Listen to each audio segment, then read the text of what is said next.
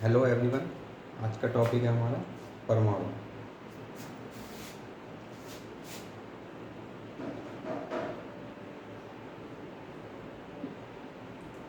Atom.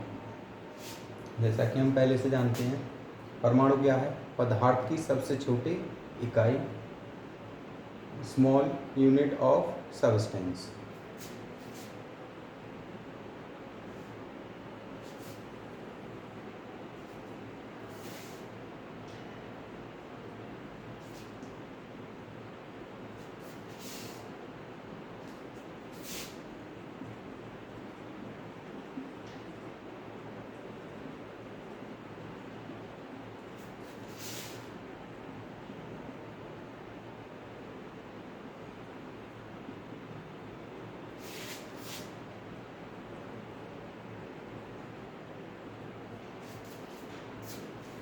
Atom किससे?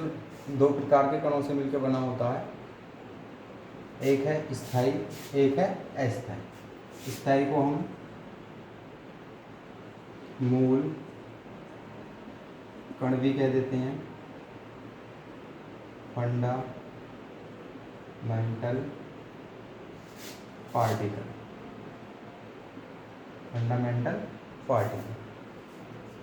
ये जो होते हैं हमारे मूल कण,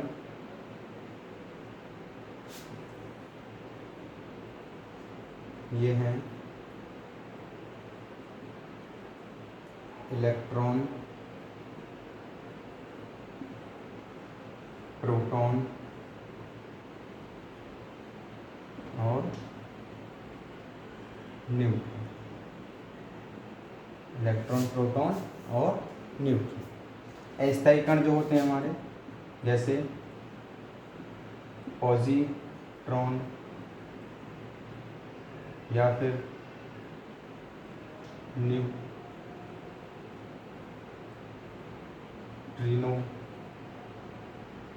या एंटी न्यूट्रिनो या मेसॉन। ये क्या हमारे परमाणु के अस्थायी कण, non stable particle of atom.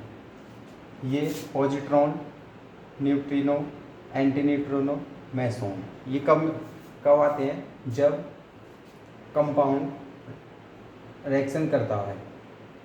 तो रिएक्शन करने पर क्या होता है, हमारे परमाणु आइटम्स क्या आते हैं, उसमें पार्ट लेते हैं, भाग लेते हैं।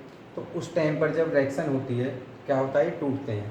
टूटने पर ये पॉजिट्रॉन, मेसॉन टाइप के पार्टिकल्स जो है निकलते हैं, जो कि तुरंत खत्म हो जाते हैं। और मूल कण जो है, फंडामेंटल कण, वो प्रेजेंट रहते हैं किसमें? परमाणु में। अब इसमें कुछ इसके जैसे प्रतीक है, प्रतीक बोल तो सिंबल।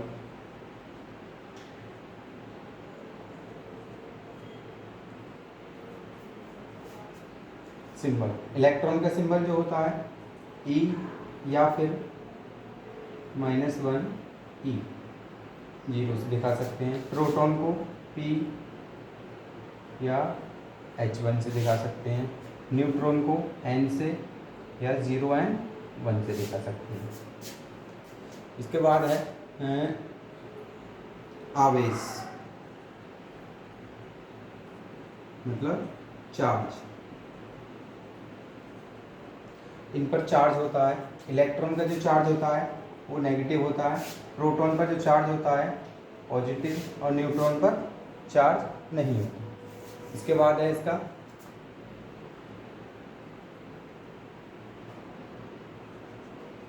द्रव्यमान या फिर मास बोल सकते हैं। परमाणु का द्रव्यमान प्रोटॉन और न्यूट्रॉन पर होता है, इलेक्ट्रॉन पर नहीं होता। इसका जो मास है इलेक्ट्रॉन पर नहीं होता और प्रोटॉन और न्यूट्रॉन पर होता है।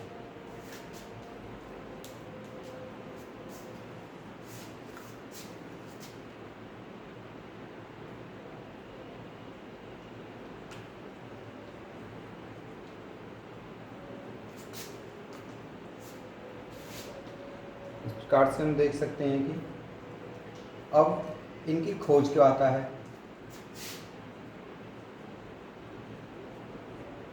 खोज मतलब सर्च बोल सकते हैं, किसने किसको ढूंढना।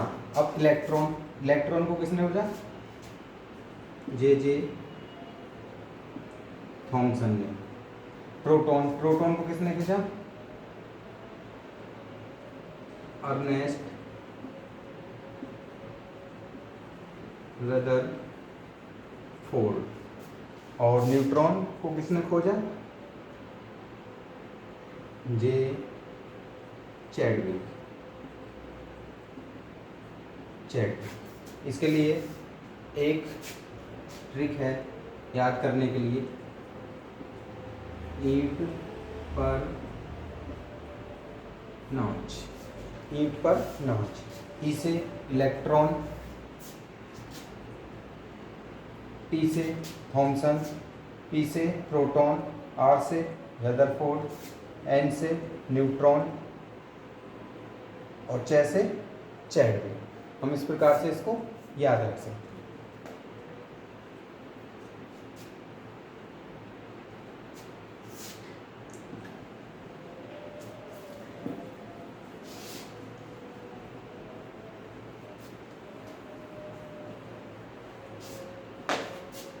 इसके बाद परमाणु से मिलकर क्या बनते हैं, हमारे अणु बनते हैं या फिर तत्व कह सकते हैं। तत्व को कैसे, तत्व मतलब एलिमेंट को कैसे समझ सकते हैं। मान लिया कोई एलिमेंट है X, यहाँ पर A लिखते हैं, यहाँ पर Z। A for atomic mass, इसे बोलते हैं परमाणु भार। और ये है हमारा एटॉमिक नंबर।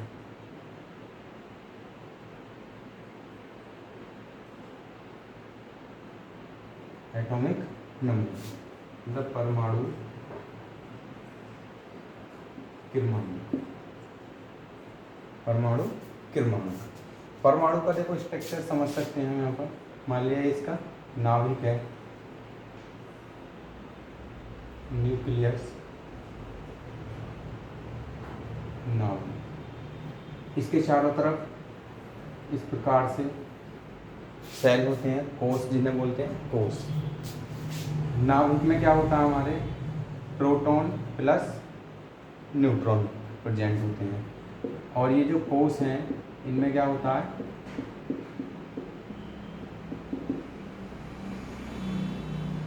ये होते हैं हमारे इलेक्ट्रॉन।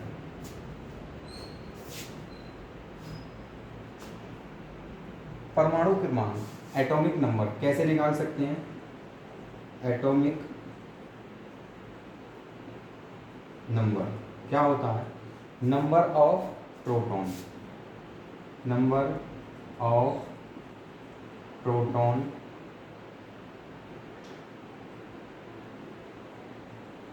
प्रोटॉन इन ए एटम।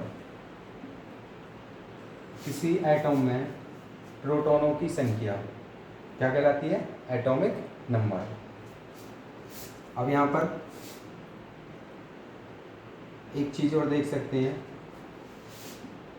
जितने प्रोटॉन होते हैं उतने ही क्या होते हैं उसमें, हमारे इलेक्ट्रॉनों की संख्या होती है। Number of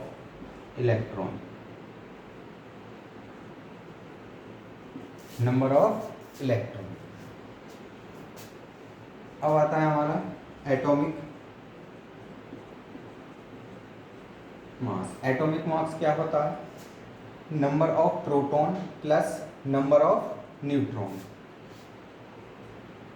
number of proton plus number of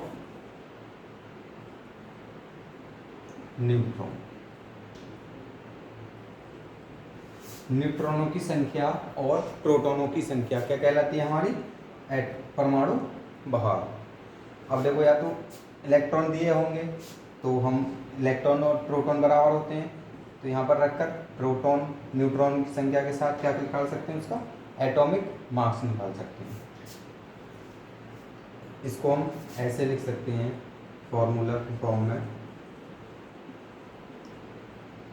A = Z + N, और हम जानते हैं क्योंकि Z = प्रोटॉन = इलेक्ट्रॉन, ये क्या होते हैं हमारे तीनों बराबर होते हैं।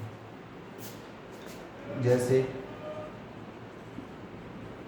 N है, सोडियम है 23, ये क्या है हमारा A एटॉमिक मास, ये क्या है Z से डिनोट करते हैं इसको, एटॉमिक नंबर को Z से डिनोट करते हैं, एटॉमिक मास को A से, इसको P से और इसको N से कर सकते हैं।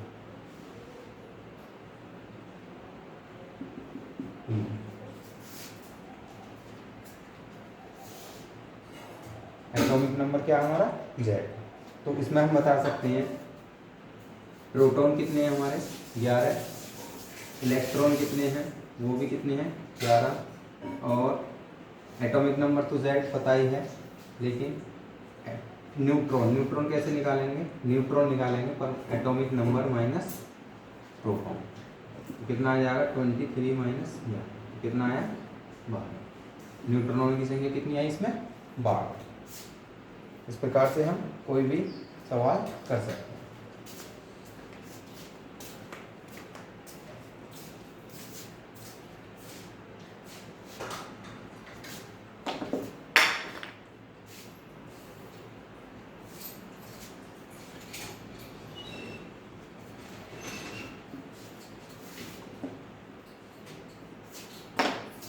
इसके बाद है कुछ एलिमेंट ऐसे होते हैं जिनके एटॉमिक नंबर तो सेम होते हैं, 2 या 2 से ज़्यादा, और एटॉमिक मास डिफरेंट होते हैं, या फिर एटॉमिक मास सेम होते हैं, एटॉमिक नंबर डिफरेंट होते हैं, या फिर नंबर ऑफ न्यूट्रॉन सेम होते हैं और बाकी की एटॉमिक नंबर डिफरेंट मिलेंगे और सेम। तो उस प्रकार के जो डेफिनेशन होंगी वो होंगी हमारी, जैसे पहला है हमारा समस्थानिक, मतलब आइसोटॉप,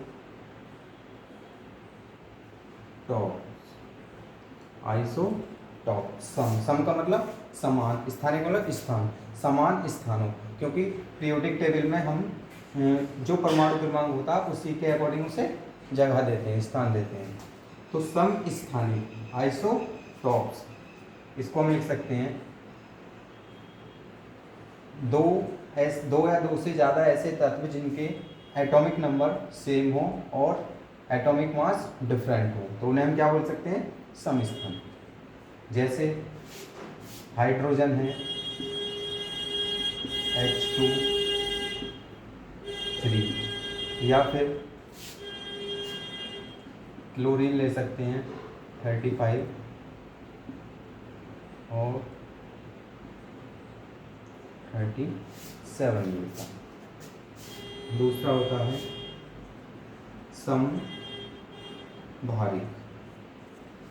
समभारिक को बोलते हैं आइसोबार।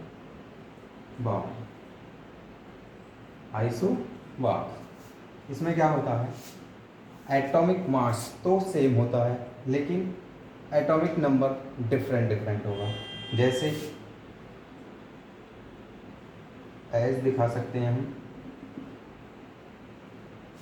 इसमें एग्जांपल आ जाएगा हमारा आर्गन ले लो, एटॉमिक मास क्या 40, पोटेशियम इसका भी 40 होता है, कैल्शियम इसका ही 40। यहाँ पर देखो एटॉमिक नंबर तो क्या है डिफरेंट है हमारे, और एटॉमिक मास क्या आ रहे हैं सेम आ रहे हैं, तो ये किस प्रकार के होंगे, इसे क्या बोलेंगे आइसोबार या फिर समभारिक। इसके बाद है थर्ड